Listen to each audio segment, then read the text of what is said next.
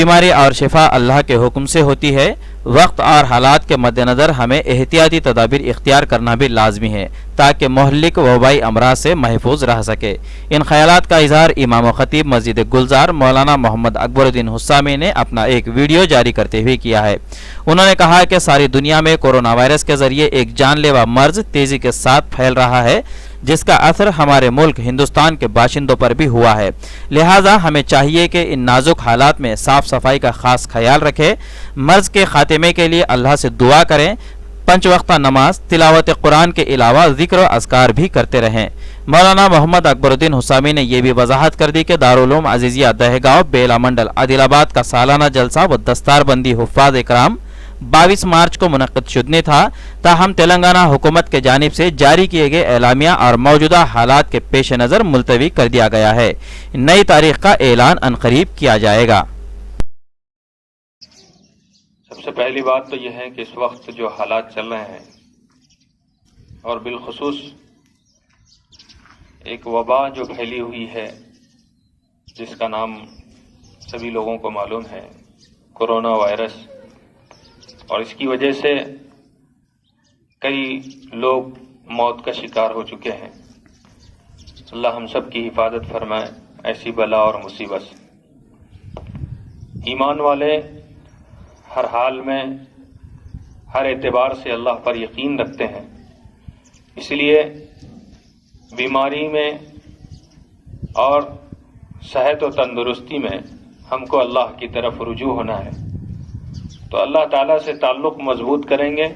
تو انشاءاللہ ان بیماریوں سے بھی محفوظ رہیں گے،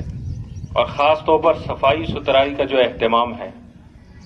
اور ایمان والے جو نماز پڑھتے ہیں 5 وقت کی نماز، مرد حضرات جماعت کے ساتھ، عورتیں اپنے گھروں میں، اور اسی طریقے سے اسلام نے صفائی ستھرائی کا جو حکم دیا ہے، تنظفوا فإن الاسلام نظیف، صاف ستھرے رہو، اسلام اس لیے کہ اسلام صاف ستھرا مذہب ہے۔ اس اعتبار سے ہم ایک پیغام یہ دینا چاہ رہے ہیں کہ صفائی ستھرائی کو اپنائیں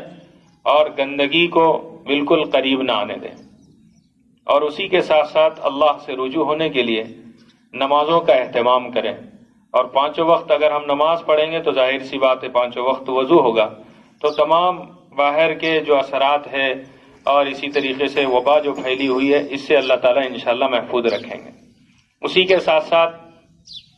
اپنے گھروں میں قرآن کریم کی تلاوت روزانہ کا معمول بنائیں، اور صبح صبح سورہ یاسین کی تلاوت کر کے دعا کا اہتمام کریں، اور گھر میں مرد اور عورتیں کم سے کم روزانہ 1000 مرتبہ آیت کریمہ پڑھ کر دعا کا اہتمام کریں۔ اس سے انشاءاللہ بڑا نفع ہوگا۔ آیت کریمہ بڑی بڑی بلاؤں اور مصیبتوں سے محفوظ رکھتا ہے۔ اور اسی کے ساتھ ساتھ اکابر علماء نے جو معمولات بتائے ہیں، ان معمولات میں سے ایک عمل یہ بھی ہے کہ دن میں کم سے کم 7 مرتبہ سورہ فاتحہ، اور اسی طریقے سے 7 مرتبہ سورہ اخلاص، یا 11 مرتبہ سورہ فاتحہ اور 11 مرتبہ سورہ اخلاص، اور 313 مرتبہ حسبنا اللہ و نعم الوکیل، اور آیت کریمہ اور درود شریف 100 مرتبہ پڑھ کر اللہ سے دعا کرنے کا اہتمام کریں۔ یہ تدبیریں ہیں جو بیماری سے بچنے کے لیے ہیں۔ اللہ اس بیماری سے ہم سب کی، ہمارے ملک کی اور ہمارے پورے دنیا کے لوگوں کی، خواہ ہندو ہو، مسلم ہو، سکھ ہو، عیسائی ہو، پورے انسانوں کی اللہ تعالیٰ حفاظت فرمائے۔ جیسے 22 مارچ کو دارالعلوم عزیزیہ عزیز نگر دہگاؤں کا جو سالانہ اجلاس طے ہوا تھا، اور 22 مارچ کو طے ہو چکا تھا، لیکن موجودہ حالات ملک کے اور خاص طور پر یہ جو وائرس پھیلا ہوا ہے، اس وائرس کی وجہ سے ہم اپنے جلسے کے ملتوی ہونے کا اور جلسے کے مؤخر کرنے کا اعلان کرتے ہیں۔ تمام احباب نوٹ کر لیں، دارالعلوم عزیزیہ کے محبین، مخلصین، معاونین جو جلسے کا انتظار کر رہے ہیں، 22 مارچ 2020 کو جو جلسہ ہونے والا تھا وہ ملتوی کر دیا گیا ہے، مؤخر کر دیا گیا ہے۔